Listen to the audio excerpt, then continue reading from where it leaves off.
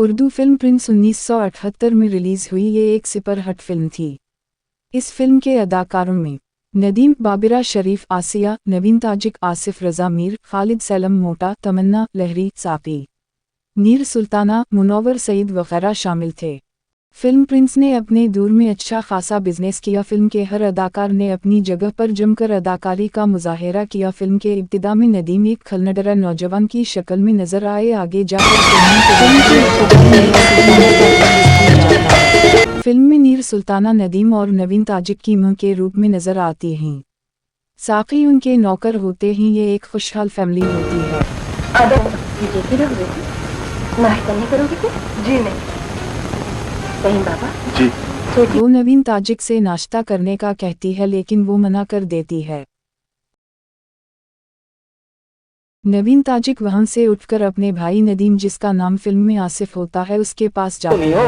आपको क्या है? आप आराम से सोए, मुझे रोने दें। मैं तुझे कभी रोता हुआ देख सकता हूँ? तो फिर जल्दी से मुँह हाथ धो ले। वो अपने भाई नदीम से गिला करती है कि वो इसकी सालगिरह का दिन भूल गए हैं। नदीम अपनी बहन से लाड करते हैं और कहते हैं कि मैं तुम्हें कैसे खफा कर सकता हूँ। दोनों बहन भाई में बहुत मोहब्बत होती है और इनकी माँ उसी बात पर खुश होती हैं कि उनके बच्चे खुश हैं। वो अपने बच्चों की खुशी में खुश होती हैं। मैं तो इससे वादा करके फंस गया। तो आपको अफसोस हो रहा है भैया? अरे नहीं बाबा, तुझ जैसी राहत दुनिया में और कहाँ मिल सकती है। नदीम कहता है कि मैंने जो वादा किया है बहन से उसे पूरा करूँगा। वो अपनी बहन से बहुत मोहब्बत करता है, उसे खफा नहीं करना चाहता। अगले सीन में नदीम और बाबिरा शरीफ को दिखाया जाता है। नदीम बाबिरा शरीफ पर डोरे डालने की कोशिश करता है। हाँ, मैं यहाँ किस लिए आए हो? ताज़ा हवा खाने तुम्हारे लिए। लेकिन बाबिरा शरीफ उसे लिफट नहीं करवाती है, उसे इसकी बातों के उलट जवाब देती है। दोनों बातें करते ही नदीम अपनी बातों से बाबिरा शरीफ को अपनी जानिब राग़िब करने की कोशिश करता है, लेकिन बाबिरा शरीफ भी काफ़ी तेज़ तर्रार लड़की होती है। चलिए किसी कैफे में चले और जिंदगी पर बात करें। ए मिस्टर, मैं ऐसी नहीं हूँ। फिल्म में नदीम को एक रईस ज़्यादा दिखाया गया है। वो अपनी मां की दौलत को खूब उड़ाता है, अपने दोस्तों की ज़रूरत के वक्त खलकर उनकी माली इमदाद करता है। उसकी मां नीर सुल्ताना गो के दिखावे के तौर पर एक अमीर खातून नज़र आती हैं, लेकिन असल में ऐसा नहीं होता है। वो कर्ज में डूबी एक ऐसी औरत होती है जो अपने बच्चों की खुशियों के लिए उनसे हकीकत छुपाती है। ये लो। फिल्म में आसिफ यानी नदीम को एक सखी नौजवान दिखाया गया है जो अपने दोस्तों के काम आता है। नदीम अपनी मां की दौलत से अपनी जिंदगी खूब इंजॉय करता है। वो क्लब में जाता है, दोस्तों पर पैसा लिटाता है। हैंगओवर तक बाकी। देखो भी साथ एक छोटा। इसके दोस्त भी इसकी इस आदत की वजह से इससे खुश रहते हैं। वो नदीम को दोनों हाथों से लूटते हैं। यही क्लब के सीन में आसिया को दिखाया जाता है। वही प्यार है, वही आरज़ू। आसिया पर फिल्म का एक खूबसूरत सूरिंग फिल्माया गया है। वो क्लब में रक्स करते हुए गाना गाती है। उसकी नज़रें नदीम पर होती हैं। वो नदीम को पहले से जानती है। गाना ख़त्म होने के बाद वो नदीम से मिलती है और काफ़ी गर्मजोशी दिखाती है। वो भी नदीम से मोहब्बत करती है, लेकिन नदीम बाबिरा शरीफ से मोहब्बत करता है। इस बात की खबर जब मुनव्वर सईद को होती है तो वो आसिया को अपने कमरे में बुलाता है। मुनव्वर सईद ने फिल्म में विलन का किरदार अदा किया है। वो उस क्लब का मालिक होता है जिसमें आसिया रकासा होती है। फिल्म में मुनव्वर सईद ने बाबिरा शरीफ के बाप का किरदार अदा किया है। आसिया को बल्ला कर मुनव्वर सईद तनबीहा करता है कि वो क्लब कस्टमर के साथ ज्यादा फ्री और कस्टमर से फ्री होकर बात करने से तुम्हारी प्रेस्टीज और हमारा स्टैंडर्ड गिरता है। अंडरस्टैंड? यस। आसिया इसकी बात मान जाती और कहती है कि आइंदा ऐसा नहीं होगा। मुनव्वर सईद की नज़रें भी आसिया पर ख़राब होती हैं और आसिया इस बात को समझती है। नदीम अपने दोस्तों के साथ क्लब में एंजॉय कर रहा होता है। उसके दोस्त इसके पैसे पर मज़े करते हैं, लेकिन नदीम इस बात को नहीं समझता कि ये सब पैसे के यार हैं और इसके साथ सिर्फ उसके पैसे की वजह से हैं। वही इसे बाबिरा शरीफ नज़र आती है और वो बाबिरा शरीफ के पास आ जाता है। और इधर इधर देखते हुए कहता है कि वो गाड़ी की चाबी तलाश कर रहा है। गाड़ी। चाबी ढूंढने का तो बहाना है, ये क्यों नहीं कहते कि मेरे पीछे आए। लेकिन बाबिरा शरीफ इसकी आदत को समझती है और इससे कहती है कि चाबी ढूंढने का बहाना है, तुम सीधे ये क्यों नहीं कहते कि तुम मेरे पीछे आए हो।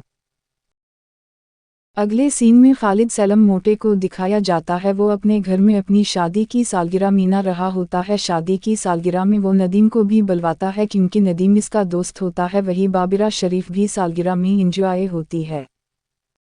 सालगिरह में नदीम बाबिरा शरीफ को इग्नोर करता है। बाबिरा शरीफ इस बात पर नदीम की तरफ देखती है। नदीम अपनी दिलचस्पी एक और लड़की में दिखाता है, लेकिन बाबिरा शरीफ को पता होता है कि नदीम इससे मोहब्बत करता है और वो ये सब दिखावे के लिए नाटक कर रहा है। सालगिरह की तकरीब चल रही होती है, सब अपनी अपनी मस्ती में मस्त होते हैं और पार्टी एंजॉय कर रहे होते हैं। सब बाबिरा शरीफ से गाने की फरमाइश करते हैं और यही बाबिरा शरीफ फिल्म का एक सुपरहिट सॉन्ग गाती है। ये गाना अपने दिल में बहुत मशहूर हुआ था और आज भी ये गाना सुनकर सुरूर आ जाता है।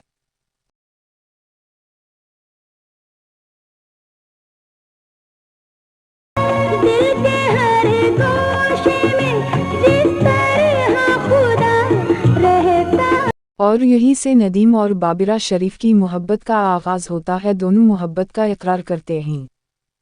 फिल्म की कहानी रोमानवी शक्ल इख्तियार कर लेती है, दोनों अपनी मोहब्बत में गुम हो जाते हैं। खालिद सैलम मोटा भी उनकी मोहब्बत को समझ जाता है, वो एक मुखलिस इंसान होता है। अगले सीन में मुनव्वर सईद को दिखाया जाता है, वो अपने कारिंदा को डांट रहा होता है। मुनव्वर सईद एक स्मगलर होता है और इसके कारिंदों की वजह से उसका माल पकड़ा जाता है। वो अपने कारिंदा से कहता है कि तुम लोगों ने एहतियात नहीं की जिसकी वजह से माल पकड़ा गया, लेकिन इसका कारिंदा कहता है कि हम तो बड़े आराम के साथ माल लेकर जा रहे थे, लेकिन किसी ने मुखबरी कर दी होगी जिसकी वजह से पुलिस मौका पर पहुंच गई और माल पकड़ा गया। अगले सीन में खालिद सैलम मोटा एक लड़की के पास बैठा हुआ उसे अपनी जानिब माइल कर रहा होता है कि इतने में उसकी बीवी तमन्ना वहां जाती है और वो खालिद सैलम मोटे की पिटाई करती है और इसकी पिटाई करती हुई उसे घर ले आती है। यहीं लहरी को दिखाया जाता है। लहरी मिजाह के बादशाह हैं और वो अपनी गुफ्तगू से ही फिल्मी सीन में मिजाह पैदा कर देते हैं। वो एक मुनफरिद और वरास्टाइल अदाकार थे, उनका अंदाज सबसे निराला था, उनके जुमले ही फिल्म बैन को हंसने पर मजबूर कर देते थे। फिल्म में लहरी ने तमन्ना के बाप और खालिद सैलम मोटे के ससुर का किरदार अदा किया है। तुम जानबूझकर मुझे फोन करती हो। अरे मैंने तो विकी को रिंग किया था भाई। ये विक्की। फिल्म का अगला सीन आता है, यहाँ दिखाया जाता है कि बाबिरा शरीफ फ़ोन करके नदीम को तंग करती है। नदीम कहता है कि तुमने मुझे फ़ोन क्यों किया। वो कहती है कि मैंने विकी को फ़ोन किया था। नदीम पूछता है कि ये विकी कौन है। बहरहाल यहाँ बाबिरा शरीफ का मकसद नदीम को तंग करना है। अगले सीन में बाबिरा शरीफ क्लब में बैठी होती है कि एक गुंडा टाइप नौजवान इसे आकर तंग करता है और इसके साथ जबरदस्ती करने लगता है। वह नदीम आ जाता है और वो गुंडे टाइप नौजवान की पिटाई करता है। फिल्म में कुछ एक्शन के सीन भी मौजूद हैं जिसने फिल्म को और भी दिलचस्प बना दिया है। गुंडे की पिटाई करके आसिफ यानी नदीम वहां से जाने लगता है तो बाबिरा शरीफ भी इसके पीछे आती है और इसे कहकर आवाज़ देती है। नदीम इससे कहता है कि मेरा नाम है नहीं आसिफ है। मेरा नाम ये नहीं आसिफ है। और फिर फिल्म का एक और सुपरहिट गाना चलता है। बहुत ही खूबसूरत सुबिंग है। सुबिंग की शायरी भी लाजवाब है। गाने का हर बोल दिलो दिमाग पर छाता हवा महसूस होता है।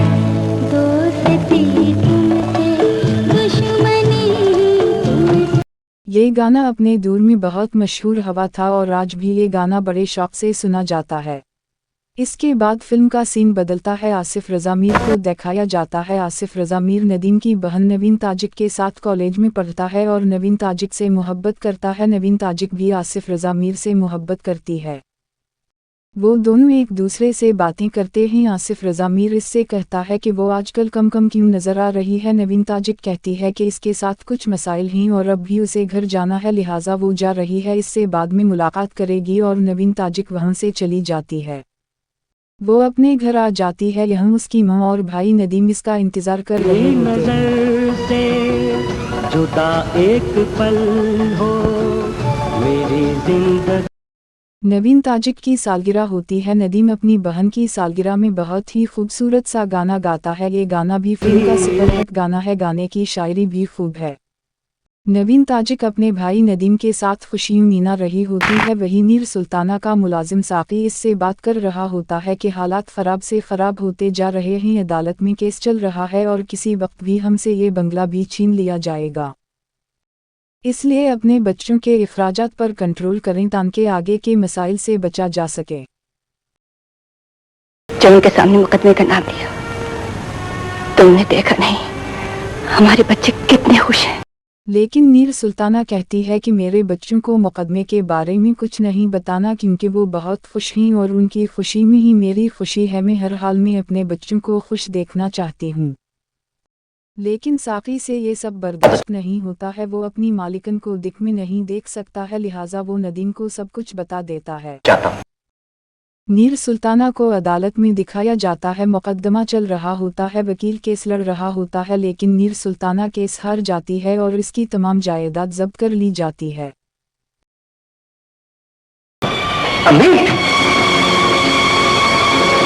इस सदमे से नीर सुल्ताना की मौत वाक़ई हो जाती है। नदीम और इसकी बहन नवीन ताजिक पर बुरे दिन आ जाते हैं और वो कहते हैं ना सिकमी तो सब साथ निभाता है, लेकिन दिकमी कोई साथ नहीं देता है। उन दोनों बहन भाई के साथ भी ऐसा ही होता है। सब उनसे मुंह फेर लेते हैं और इन पर गुर्बत के दिन आ जाते हैं। यहाँ से फिल्म में ट्रेजेडी पैदा हो जाती है। अगले सीन में बाबिरा शरीफ अपने बाप मुनव्वर सईद से कहती है कि इसने आसिफ के साथ अच्छा नहीं किया है, उनको ऐसा नहीं करना चाहिए था। आपकी इस हरकत की वजह से आसिफ की मां का भी इंतकाल हो गया। जीने के लिए दौलत ही सब कुछ नहीं होती, इंसानियत भी कोई चीज़ होती है और आपने ये इंसानियत से गिरी हुई हरकत की है। नदीम पर जब बुरे हालात आते हैं तो वो अपने इन दोस्तों के पास मदद के लिए जाता है जिनकी उसने अपने अच्छे हालात में मदद की होती है, लेकिन कोई इसके काम नहीं आता है। सब बहाने बनाकर उसे टाल देते हैं। नदीम ये सूरत हाल देखकर परेशान हो जाता है। रास्ते में उसे खालिद सलीम मोटा मिलता है और वो इससे कहता है कि इसने कई बार बुरे वक्त में उसकी मदद की है। अब अगर इस पर बुरे हालात आए हैं तो वो इसके साथ इसके घर चले। इससे तुमने सदा मुझ पर एहसान किया है, एक एहसान और कर दो। नदीम इसके साथ चल पड़ता है। खालिद सलीम मोटा उसे बैठक में बिठाकर अपनी बीवी तमन्ना के पास आता है और इससे नदीम की मदद के लिए कहता है, लेकिन वो उसे बुरी तरह से झड़क देती है। वही लहरी भी आ जाता है। वो भी कहता है कि हमने गरीबों का ठेका नहीं लिया हुआ है, उसे मदद की ज़रूरत है तो कहीं और जाकर मदद ढूंढे। ये सब नदीम सुन लेता है और उठकर चला जाता है। खालिद सलीम मोटा अपनी बीवी और ससुर लहरी की बातें सुनकर मायूस हो जाता है। यही नदीम सड़क पर जा रहा होता है कि एक आदमी इससे अपना सामान उठाकर टैक्सी स्टैंड ले जाने का कहता है। नदीम इसका सामान उठाकर ले जाता है। प्यारे जिंदगी कभी मिले गम कभी खुशी। नदीम यहाँ से मेहनत मजदूरी शुरू कर देता है।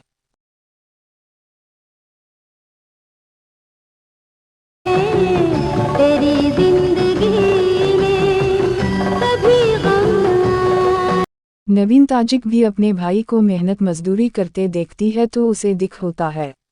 बुरे हालात में कोई किसी का साथ नहीं देता और यही उन दोनों बहन भाई के साथ होता है। उनको अब पता चलता है कि असल जिंदगी क्या है और कितनी मुश्किल है। आसिया को दिखाया जाता है, वो क्लब में डांस करते हुए गाना गा रही होती है। वो भी एक सुपरहिट गाना है। मुनव्वर सईद आसिया को अपने कमरे में बुलाता है और अपनी हवस इस पर जाहिर करता है। आसिया कहती है कि मैं तुम्हारी नौकरी छोड़ दूंगी, लेकिन तुम्हारी हवस पूरी नहीं होने दोनगी। मुनव्वर सईद उसे ब्लैकमेल करता है और वो एग्रीमेंट दिखाता है जो आसिया ने नौकरी करने से पहले किया होता है, यानी वो इस एग्रीमेंट के मुताबिक इस नौकरी को छोड़कर नहीं जा सकती है। आसिया को मजबूरन इसकी नौकरी करनी पड़ती है, लेकिन वो पैंतरा बदलकर मुनव्वर सईद से नरम लहजे में बात करती है और कहती है कि वो इसकी नौकरी करेगी, लेकिन इज्जत के साथ। मुनव्वर सईद भी आसिया की बात मान जाता है और वक्ती तौर पर अपनी हरकत से बाज आ जाता है। अगले सीन में दिखाया जाता है कि नवीन ताजिक का एक कार के साथ एक्सीडेंट हो जाता है। वो जख्मी होकर गिर जाती है। लोग जुमा हो जाते हैं। वह नदीम भी आ जाता है और वो अपनी बहन को उठाकर अस्पताल ले जाता है। वही आसिफ रजा मीर भी आ जाता है और नदीम से कहता है कि वो इसकी बहन से मोहब्बत करता है और इसके लिए कुछ भी कर सकता है। यहाँ बाबिरा शरीफ अपने बाप मुनव्वर सईद को बुरा कहती है और साथ में उसकी मां भी इसके साथ मिलकर मुनव्वर सईद को घर छोड़ने की धमकी देती है, जिसकी वजह से वो सुधरने का नाटक करता है और नदीम से जाकर मिलता है। नदीम अपनी बहन के रिश्ते के लिए आसिफ रज़ा मीर के बाप से मिलता है और इससे अपनी बहन के रिश्ते की बात करता है, लेकिन वो नदीम की गुर्बत देखकर इस रिश्ते से इनकार कर देता है। आसिफ रज़ा मीर ये बात सुन लेता है। वो नवीन ताजिक से शादी पर राज़ी हो जाता है। नवीन ताजिक को दुल्हन के रूप में दिखाया जाता है। मुनव्वर सईद नदीम की बहन को अपने साथियों की मदद से अगवा करके अपने अड्डे पर ले आता है।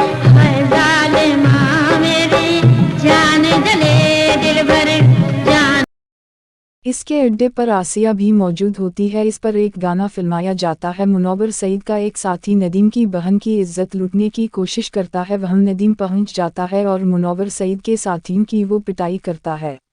मुनव्वर सईद के गुंडे साथियों को वो खूब मारता है और यही मुनव्वर सईद अपने अंजाम को पहुंच जाता है। उसकी मौत हो जाती। यहाँ बाबिरा शरीफ भी पहुंच जाती है और वो अपने बाप का ऐसा अंजाम देखकर दुखी हो जाती है, लेकिन बुरे का अंजाम बुरा ही होता है। नदीम की बहन की शादी आसिफ रज़ा मीर से हो जाती है। फिल्म का इख्तिताम अच्छा है, फिल्म भी अच्छी है, फिल्म के तमाम गाने भी बहुत ही खूब हैं।